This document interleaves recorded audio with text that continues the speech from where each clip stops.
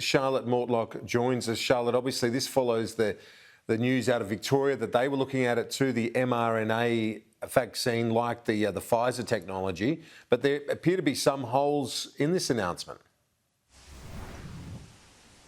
Yeah, Kieran, it is no doubt a very important step for New South Wales to be looking into, and it's going to be the next generation of vaccines. But at this point, it's really just an idea. There are very few concrete details that have been available, other than the New South Wales Premier Gladys Berejiklian assembling a team of scientists that will hopefully be able to create this new industry in New South Wales. Now, we know that Pfizer and Moderna already use the mRNA technology, but now the idea is that we are going to be able to produce it here in New South Wales.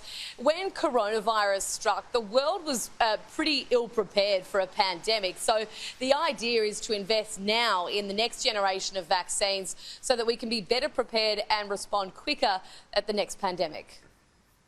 This is an opportunity for us to lead the way as far as Australia is concerned in manufacturing not just a vaccine that will deal with COVID, but vaccines and other cures for illnesses regarding genomics into the future.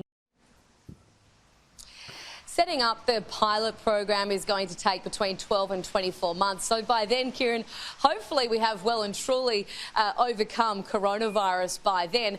At this stage, there's very little detail known on the financing of this idea. The government hoping that the private sector will bolster it.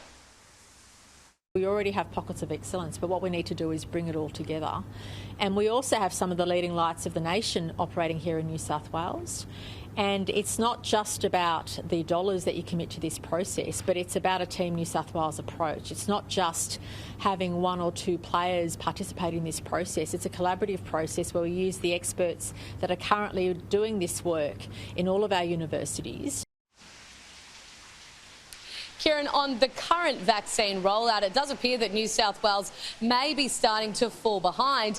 In the past 24 hours in Victoria, at their state hubs, they conducted 7,000 vaccines compared to New South Wales, where just 4,000 were conducted. Behind Victoria, though, because they've opened their mass vaccination hubs. They seem very keen to show up. Well, the thing in relation to comparisons is look at the overall number of people that have had the jab. New South Wales traditionally has had the strongest GP network in the nation.